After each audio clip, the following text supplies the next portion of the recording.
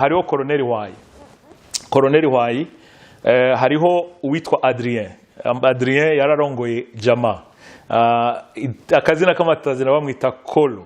Hariho Alexis Nduhije, hariho Eugene Nindorera, hariho Alphonse Rugambarara, hakabaho General Ndayirukiye Cyril. Kuva mu 2000 gushika mu 2005 hariho umushikiranganje yahoratwara impunzi n'abakenyezi Ministre Françoise Ngendahayo. Hariho Jacques Bigirimana arongoye umugambwe wa FNL, hariho General Niyo Yankana, hariho umuhisi General Adolphe. Hanyuma kuva mu 2005 gushika ku 2015 hariho General Bunyoni, hariho General Niyombare, hariho President Nkurunziza, hariho General Moise. Mu bakozi b'Imana harimo Pasteur Denise Ucumi Nkurunziza.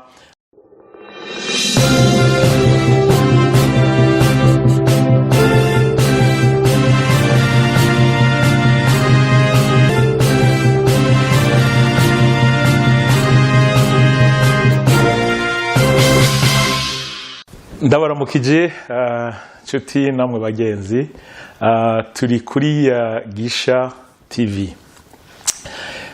Mu minsi heze twari twabasezeraniye yuko nzoshobora gufata umwanya wo kugira ngo ndabaganirize ku bantu nagiye nigirako ibintu bitandukanye, n'abandi nagiye mbona bakoze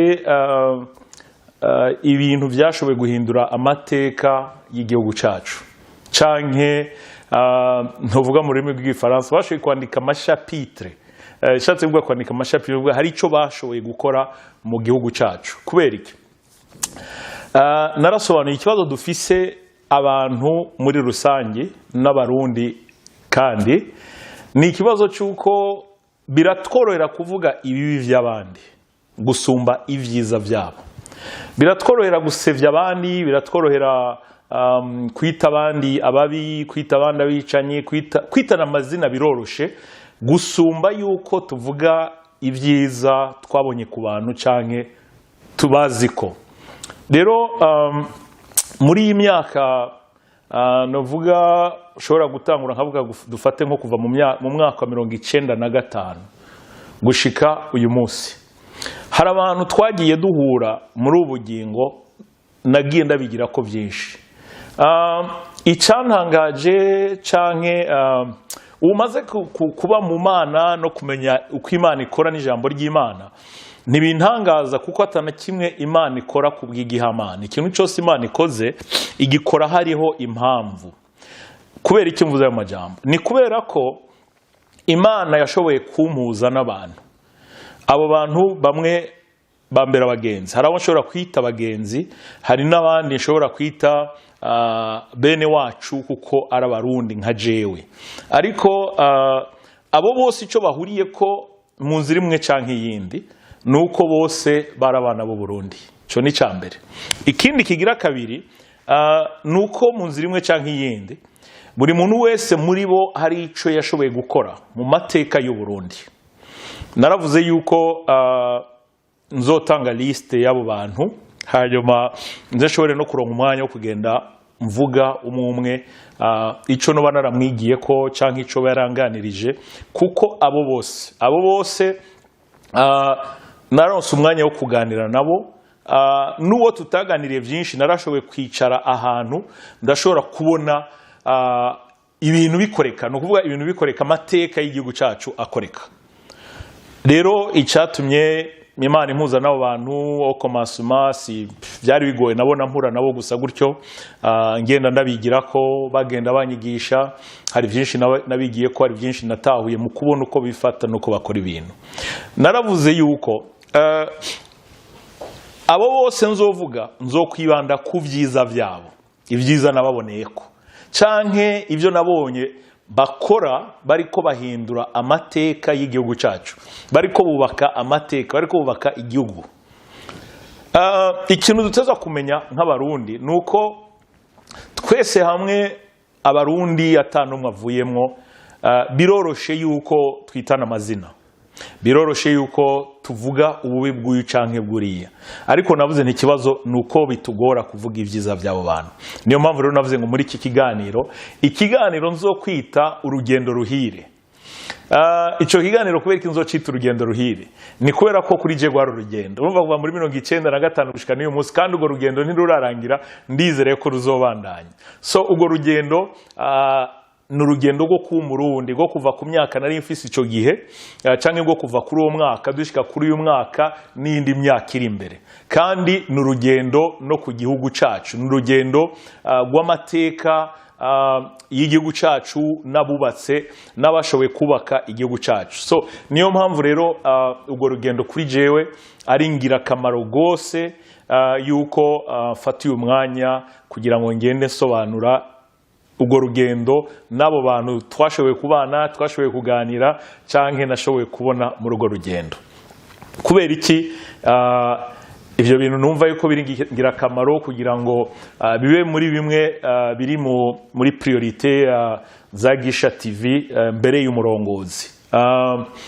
Ni kubera ko nagira ubuntu n'Imana iki gihe ndiko ndaminuza nkuko mu Kirundi bavuga, niko ngira kaminuza kuri Université McGill, imwe ma université arimwe aba professeur b'abahanga, imwe ma université akomeye ku isi. Rero niho nugurutse amaso, Imana inyugurura amaso hamwe n'ivyigwa ndiko ndiga, binyugurura amaso. Kubera iki? Kubera ko ndabaha akarorero. Iki ni igitabo ni igitabo kimwe. Iki ni igitabo kimwe, murabe ingene kingana, nibaza ko gifite amapaje amajana ngahe, hafi amajana 4. Iki ni igitabo kimwe. Iki gitabo kivuga ku vyerekeye imico ngenderwa ku y'abakristo, no kuvuga ngo imico y'abakristo tugomba kugenderako. Naritegereje kuva mu itanguro y'iki gitabo, ibi ni bitabo ndiko ndigira ko muri amezi 4 gusa.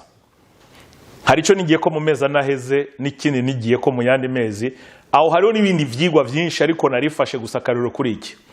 Ngiye kuraba mu mico ngenderwa ku y'abakristo, nkaraba abantu bari muri iki gitabo.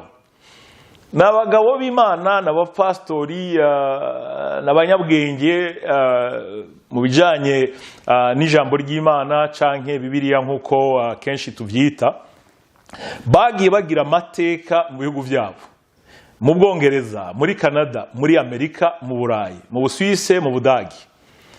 Abo banyabwenge barabakozi b'Imana, ariko abo bose bagiye bakoresha ubumenyi bwabo, bagiye bakoresha ubwenge bafise n'ishaka no gukunda igihugu cyabo canke kontina kugira ngo bubake ibihugu byabo. Ikintu rero gitangaje nuko mu barimo bose hari ukuntu washaka bafise n'ivyumviro bitandukanye. Ahanye harimo abitwa uwitwa Friedrich Nietzsche. Aba n'abanyabwenge bakomeye, yanditse yakoze igikorwa, yandika amajambo akomeye cyane iyo bita Beyond Good and Evil, ariko asobanura ku vyerekeye iciza n'ikibi.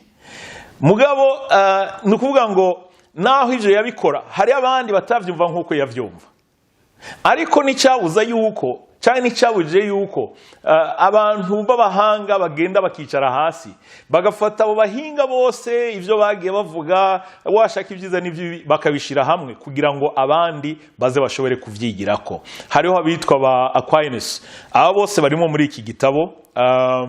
Harimo uwitwa Mill nawe yanditse kuri ico bita liberté, ubwisanzure, nibaza ko no vyita gutyo. Nawe yasobanuye vyinshi, yigisha ku buryo n'abahanga hari ibihugu mu gukora ibicanke biriya mu kwandika amategeko bagiye bisunga aba bagabo, ivyo bagiye bavuga n'ivyo bagiye bandika mu mateka y'isi. Raba igitabo cyose maze amezi 4 ndiko ndaciga n'ibindi byinshi nkuko nabivuze. Iki gitabo kivuga amateka ya Eglise, ico bita church history, amateka, l'histoire de l'Eglise, kuva mu ntanguriro gushika mu 1100. Ikibabaje ni kimwe, amateka y'ishengero ntabwo yatanguriye mu Burayi, ntabwo yatanguriye muri Amerika. Actually aho yatanguriye byitwa ariko mu kigobe cy'Abarabu mugabo biri kumwe na Afrika. Mugabo ukaraba ugasanga mu gitabo nka cyose nta munyafrika n'umwe avugwa, nta n'umwe arimo. Ariko ugasanga abanyabwenge bafashe abanyabwenge novuga b'abanyaburayi nibo bari muri iki gitabo, bakagenda bandika amateka yabo, ibyo banditse, abitwa ba Constantin, abitwa ba Cipriano, abitwa ba Leo de Grete, hariho ba Eusebius n'abandi benshi, ba Gregory of Nyssa,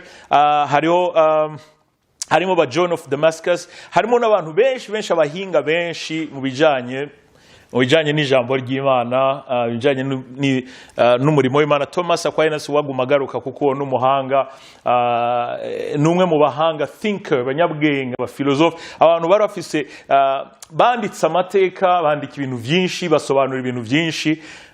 So imyaka ibiri ngira irangize mu ndwi zibiri, imyaka ibiri zo birangiye. Anye mfise iki nacyo n'ikindi gitabo kivuga kuva ku mwaka w'igihumbi kimwe amajana 3 gushika uyu munsi, aho tugeze uyu munsi. Muri iki gitabo naho ugiye kuraba banditsemo, harimo abitwa ba Boniface, yari nimba ntihenze usanga ari bamwe ari abasenyeri bakomakomeye, bamwe mu Roma, abandi mu Bwongereza, abandi mu bihugu byo mu Burayi. Harimo ba Inyasi Loyola, harimo bitwa ba Richard Hooker. So abo harimo abagatolika, harimo n'abaporoti. Richard Hooker numwe mu banyabwenge banditse ibintu byinshi bijanye n'ubwenge bw'Imana na politiki, banditse ibintu byinshi cyane. Washaka ugenda usanga mu bihugu byabo mu Bwongereza n'ahandi, amategeko bagendera ku uyu munsi, ibyo bagiye bakora n'ibyo bagiye bandika, hari ibintu byinshi bagiye binspira ku byo abo bagabo b'Imana banditse. So harimo abitwa ba John Henry Newman n'abandi bose. Ibyo byose narafashe umwana, harimo uwo nkunda cyane uwo bita Bonhoeffer. Bonhoeffer ari mu bantu nkunda kubera ko yaranditse igitabo kivuga ngo agakiza kazimbutse hamwe n'agakiza kazimvye. Asobanura inkene cheap grace and expensive grace. Avuga ati ubuntu buzimbutse, barakubwira ati nuze mu Mana, muri Kristo hari byose, nukunywa n'ukurya byose, ni haleluya na amina. Ati muga agakiza kazimbutse, Yesu arakubwira ati nuze upfe, come and die, nuze upfe. Ntabwo ari ugupfa mu necessary mu buryo bw'umubiri, ariko ni mu buryo bw'umubiri no mu buryo bwa mpemu. Mu buhe buryo? No kuvuga ngo naho tuza tukava muri mu kamenyero kacu, muri zone de confort, tukava mu macakubiri, tukava mu bwirasi, tukava mu bintu byinshi bitandukanye, ariko Bibiliya ikatubwira ngo tukaba aba Kristo, tukagendera mu nzira za Kristo, tukemera kwikorera umusaraba. So ibi bitabo byose, ibi ni bike, utu n'udutabo dutatu, ariko n'izi bitabo byinshi cyane rwose bijanye n'amateka y'isi n'amateka y'ishengero. Si ikindi gitabo cyanditswe n'uwitwa Thomas Oden, ariko yandika avuga ati How Africa Shaped the Christian Mind, uko Afrika yashoboye guhindura canke gukora ku vyiyumviro by'abakristo.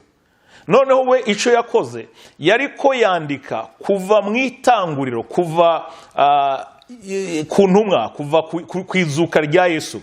Yanditse abanyafrika bakomeye benshi, banditse amateka y'isi. Nuvuga ngo bakoze ibikomeye mu mateka y'isi no mu mateka y'ishengero, kuko burya nuko abantu benshi babisuzugura n'abajya mu gege biki gihe, nuko batanabyiza ukuri abantu, babasobanura bereke yuko abantu bashepinze amateka y'isi, abantu bubatse novuga urufatiro rw'isi, na cyane cyane mu bihugu by'Abarabu, mu bihugu by'Abanyaburayi, ibyo bita les pays civilisés.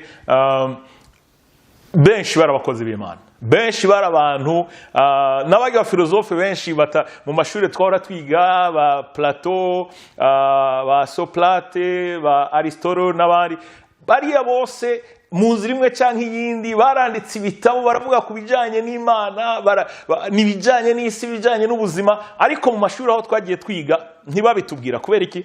Kuko hariho abantu kuri iyi si bafise umurongo bifuza yuko isi igenderako. Niyo mpamvu amateka nk'ayo akomeye ari mu bwenge batagiye bayavuga. Nico gituma ubona Abanyaburayi ibintu byose bakora. Jewe ku ishuri twama turiko turanyinyurana nkuko mu Kirundi bavuga n'abarimu, ndababaza nti ugasanga nk'icigwa turiko turiga ico bita Christian Musea, ico bita amashengero ku isi, donc canke idini ku isi. None ugasanga turiko twiga Buddhisme, turiko twiga ivy'abayindu, of course abakristo ni automatique. Mugabo kenshi nkabaza ni none ko tuzi ko muri Afrika naho abantu mu nzira imwe canke yindi hari ukuntu bizera Imana, hari n'ukuntu basenga Imana. Kuki tutavuga kugena abanyafrika basenga Imana, kugena abanyafrika bitwara imbere yuko kumbure ubutumwa bwiza bushika muri Afrika? Uretse ko kenshi niyo bariko baravuga kubijanye n'ubutumwa bwiza ingene bwashitse muri Afrika, kenshi babivuga uko utariko. Hari bizi ko abanyaburayi ari bo babizanye, ariko ijambo ry'Imana ryari muri Afrika n'imbere ko abanyaburayi bashika. So muri iki gitabo rero ariko yaranditse abantu benshi cyane, uhereye kuri Simoni Umunyakurene. Simoni Umunyakurene tumubona mu Vyakozwe n'Intumwa, Bibiliya twereka Simoni Umunyakurene yari Umunyafrika, niwe yatwaje umusaraba Yesu. So hakaba harimo abandi benshi, harimo abitwa ba Progomo mu Bugiriki, harimo abitwa ba Eusebiasi, harimo abitwa ba Apollo of Alexandria wo muri Alexandria, harimo abanyabwenge benshi b'abanyafrika muri Ethiopia, muri Libya n'ahandi bagiye bakora amateka. Hari uwitwa Ananias, nawe yari Bishop of Alexandria, yari umusenyeri muri Alexandria. Harimo abantu benshi ba Domitian, harimo abanyabwenge benshi b'abanyafrika. Ni liste ndende cyane gose, hano reko ndagerageza kuronderamwo abazwi cyane gusumba abandi, kugira ngo bidufashe gutahura umurongo turiko turagendera ko. Hariho abitwa ba Clement of Alexandria, muca mwumva ko hari muri Egiputa. Harimo abantu benshi abanyafrika, bose n'amazina y'abanyafrika bagiye bahindura amateka, mugabo ntibavugwa no muri amashure. Kenshi nta nubwo bavugwa, kenshi harimo bake ari exception bavuga, ariko ikibazo ni kubera ko batiteyeho, hari abantu benshi batitayeho cyane amateka y'abanyafrika. So ibi rero maze kwicara nkaraba ingene abanyaburayi, abanyabwenge bandika abantu biwabo, kandi muri abantu biwabo hari abakoze ibyiza, hari abakoze ibibi, hari abavuze ibiri byo, hari abavuze ibitari byo. Mugabo akagata abantu bari abanyabwenge, abantu hari icyo bakoze mu mateka y'ibihugu byacu no mu mateka y'isi. Reka noneho natwe icyo dukora tubandike, tuvuga ibyo bakoze, ubwenge bari bafise n'ubuhanga, kugira ngo babandanye muri of course ya programme ya agenda yo guhindura amateka y'isi uko babishaka. Maze gufatira umwanya nkavyumvira, narafashe umwanya ndatahura, ndatangara, ndavye abantu nzi b'abanyabwenge, abantu nzi b'abahizi bakoze amateka, bubatse amateka mu gihugu cyacu. Ndabitegereza, nza gusanga harimo benshi muri bo twicaranye turaganira, kandi mu majambo twagiye tuganira harimo amajambo menshi y'ubwenge. Muri ayo majambo menshi y'ubwenge hari ibintu byinshi nagiye nungukiramo. Navuze ni iki kiganiro, washaka ikiganiro nzocita urugendo ruhire, ni kuri jewe no ku barundi benshi, hanyuma ko n'urugendo turimo kandi rutararangira, ariko tuzobandanya. Ico kiganiro rero tuzobandanya tugicisha kuri Gisha TV, muzora mukibona ikiganiro cyitwa urugendo ruhire. Mukeneye kuza murakironka, murashobora kubidusaba, cyangwa murashobora kuja kuri YouTube mukiabonesha, subscribe, kugira ngo igihe cyose ikiganiro gisohotse muce mukibona. So abo bantu rero n'abantu banditse amateka, naravuze kandi ndabisubiyemo. Abo bantu ico bose nababonye ko nuko bose bakunda canke abakiriho bakunda igihugu cy'u Burundi. Mugabo kibatandukanya kumbure ningene aba canke bari abagiye bakora amateka, canke ingene bagiye barondera inyishu ibibazo bitandukanye, bakarondera inyishu mu buryo butandukanye. So muri uko kurondera inyishu ibibazo, hari bamwe binezera, hari abandi bitanezera, hari bamwe bikomeretsa, hari abandi bidakomeretsa. Birashobora gushika bamwe bagapfa, abandi bagakira. Ibyo byose ni ibintu bishika. Rero nk'umwe mu bantu bariko bariga kuba umuhanga canke kuminuza mu bijanye n'amateka y'ishengero, kandi nkaca nsanga amateka y'ishengero n'amateka y'igihugu vyama biri kumwe. Amateka y'ishengero n'ay'igihugu birajana. So niyo mpamvu rero naciye nsanga ari ngombwa yuko kubera ayo mahirwe nagiriwe ntanabiteguye ntanabizi byo kubana n'abo bantu bagiye bahindura amateka, shobore rero gusangira n'abarundi benshi batari baza abo bantu ku mateka y'abo bantu. Ico muteza gutara ni kimwe, abantu bose nzovuga ico twaganiriye nzokibabwira, ico tutaganiriye ntaco nzobabwira, ico nabonye nzokibabwira, kandi nzi neza nakekeranya ko atanumwe ashobora kugihinyuza, kuko ico mvuga cyose nzoba ndagifitiye preve canke icabona igihe vyari ko biraba. Hari nabo nyene bakiriho bashobora no kubishingira bakavuga ati no kuri ivyo bintu byarabaye. So ico nashaka yuko abazonyumviriza bene wacu b'abarundi tuze twirinde kugerageza gushaka kubigira politike turayizi, turayikunda, abarundi bose turayikurikirana, ariko ikintu cyose kigira umwanya wacu. Ego amajambo ashobora kuvuga arashobora kugira impact mu buryo butandukanye, kumbure muri mwemu cyangwa muri politike cyangwa mu mubiri, nta kibazo. Ico nzo kwibanda ko nzohagarara ko ni vyiza nabonye kuri abo bantu, bidasobana yuko atabibi bafise, nkuko nta murundi numwe atagira ibibi. Ijambo ryo natubwira ngo twese kubera ibyaha ngo byatumye tudashobora kubona ubwiza bw'Imana, byasavye amaraso ya Yesu kugira ngo dushobore kwiyunga n'Imana. N'uyu munsi amaraso akaguma dukoreramo adufasha kugira ngo tugume twegera Imana mu nzira zose zishobotse. Rero ni wumva mvuze umuntu nkamuvuga neza utamukunda, uvyihanganire. Turi muri angle y'amateka, turi muri angle y'amateka y'ivyiza abo bantu bakoze. Kumbure hari abandi bahanga bazofata umwanya bavuge ku bibi abo bantu bakoze nimba biriho. Harimo batakoze ibibi, Imana ihabwa icubahiro, navyo ni vyiza. Muga naho baba batakoze ibibi, umuntu yashatse kubarondera ko ikibi mu Kirundi avuga ngo nta mwongo buri sato ibidahizwe. So bisobanura ngo mu mwanya turi muri ubugingo, turi muri uyu mubiri, umuntu yashatse kuturondera ko ikibi ntashobora kukibura, yo kironka biranoroshe. Rero nico gituma nashaka kubibabwira kugira ngo mubitahure. Mugisha ndafise ivyo nkunda, ndafise ivyo nkunda, ndafise ivyo nemera, ndafise n'ivyo nizera, ndafise ivyo nshigikira, ndafise n'ivyo ntashigikira. Ibyabaye mu mateka y'u Burundi, biba mu mateka y'u Burundi, hari ivyo nkunda, hari n'ivyo ntakunda, hari ivyo nshigikira n'ivyo ntashigikira nk'umurundi wese, uko tubiherebwa uburenganzira n'ibwirizwa nshingiro ry'u Burundi hamwe n'amategeko mpuzamakungu y'agateka kazina muntu, na cane cyane nk'umukozi w'Imana. Ijambo ry'Imana yanyigisha kubaha abandi, gukunda abantu bose, muga kandi ijambo ry'Imana rikanyigisha gukunda ivy'Imana ikunda no kwanka ivy'Imana yanka. So rero nkuko nabivuze, nashatse yuko bidufasha kugira ngo tworoherane, kugira ngo twige amateka bike mu byo nashoboye kubona. Hari abandi babonye ibindi, nibaza ko Imana izodushoboza tukaronka umwanya muri Gisha TV wo kuzogenda duha abandi umwanya tuganire nabo, n'abavyifuza yuko dushobora kugirana ikiganiro iba ngaha muri Canada, aho ndi, iba muri Amerika, iba mu Burayi, iba muri Afrika, ukavuga uti jewe hari umuntu twagendanye nabonye ibidasanzwe yakoze, murashobora kuturya kara, mukatwandikira kugira ngo dushobore kuzogirana namwe ikiganiro, kuko aho mwa muri hose biroroshe ko turondera abo mugirana ikiganiro, bidashoboke ko tubashikira. Turashobora no kugirana ikiganiro duciye kuri Skype, kuri Zoom. Hari ubuhinga bwinshi cyane dushobora gukora. Ndabasavye umuntu wese yoba akeneye yuko tugirana ikiganiro arashobora kutwandikira kuri WhatsApp +1 rimwe 438 504 772. Nabivuze utari ko ariko ndeka nabisubiremo, nukuvuga nuko nyene ariko nabivuze mu buryo bugoye gutahura. Navuga ngo 1-3-8-5-4-7-7-2. Iyo ni nimero ya WhatsApp mushobora kutwandikirako.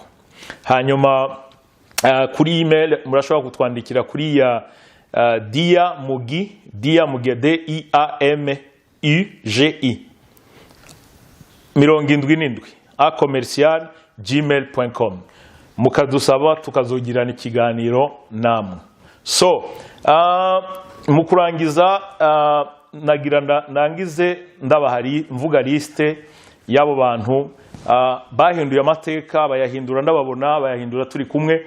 Harimo benshi twaganiriye tukicarana tukaganira mu byo twagiye tuganira. Hari byinshi byahinduye ubugingo bwanje, hari byinshi nabigiye ko, hari byinshi byatumye mbona isi mu bundi buryo. Iyo liste igizwe n'abantu benshi, harimo abasirikare, harimo abanyapolitike, harimo n'abakozi b'Imana. Iyi liste ishobora kuba imfata kibanza, mu nyuma irashobora kwaguka. Uwa mbere kuva muri 1995 gushika mu 2000 hariho Colonel Wayi. Colonel Wayi, hariho uwitwa Adrien. Adrien yararongoye Jama. Akazina k'amatazina bamwita Kolo. Hariho Alexis Nduhije, hariho Eugene Nindorera, hariho Alphonse Rugambarara, hakabaho General Ndayirukiye Cyril. Kuva mu 2000 gushika mu 2005 hariho umushikiranganji yahora atwara impunzi n'abakenyezi, Ministre Françoise Ngendahayo. Hariho Jacques Bigirimana arongoye umugambwe wa FNL, hariho General Niyoyankana, hariho umuhisi General Adolphe. Hanyuma kuva mu 2005 gushika ku 2015 hariho General Bunyoni, hariho General Niyombare, hariho President Nkurunziza, hariho General Moise. Mu bakozi b'Imana harimo Pasteur Denise Ucumi Nkurunziza, yahoze ari umutambukanyi uwahoze ari umukuru w'igihugu muhisi nyakwigendera President Nkurunziza. Hariho Rusi Magerano Kadege, hariho Pasteur Ndikunkiko, hariho Pasteur Mutokambari, hariho n'umupastori abantu benshi batazi yitwa Abdenego, umupastori w'ishengero rya Minevami Kiremba, kuko nawe hari byinshi nshobora kumuvuga ko naho hatazwi, ariko hari ibitabo yagiye yandika mu bugingo bwanje kubera ubucuti n'ingene yafata nshitsi Kiremba. So aba rero nabantu nka bose twaricaranye turaganira, kandi tuganira byinshi bijanye n'ubuzima canke n'amateka y'umurimo w'Imana canke amateka y'igihugu. Bose ndashobora kugenda mvuga ijambo rimwe, umbajije uti Colonel Wayi umushinga ntahe, Adrien Koro umwana mwiza, Alexis Ndihije patriote, Eugene Nindorera. Wow, Eugene Nindorera novuga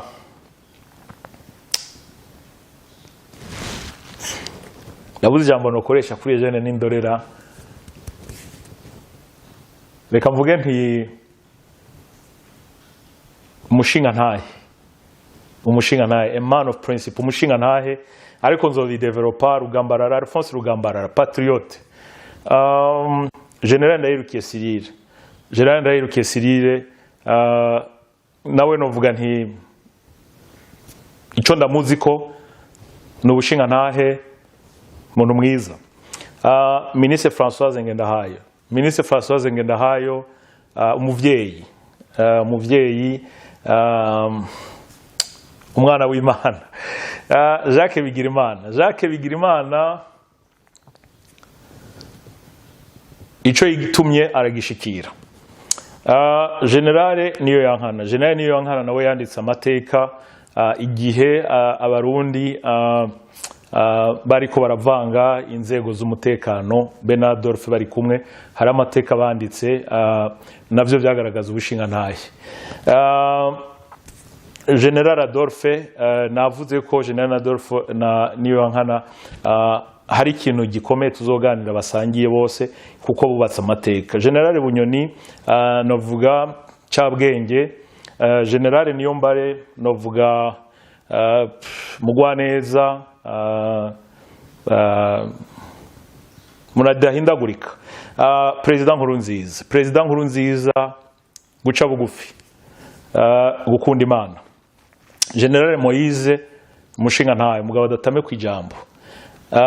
Pasteur Denise Bucumi Nkurunziza, umuvyeyi, umukozi w'Imana. Rusi Magerano Kadege, umukozi w'Imana ashize manga. Pasteur Ndikunkiko, umuvyeyi, umwungere azwi n'Imana. Pasiteri Mutokambari, umwungere yatahuye kugendera mu buntu bw'Imana no kwihangana. Pasiteri Abdenego, umugwaneza, umugiraneza. Imana ibaho umugisha.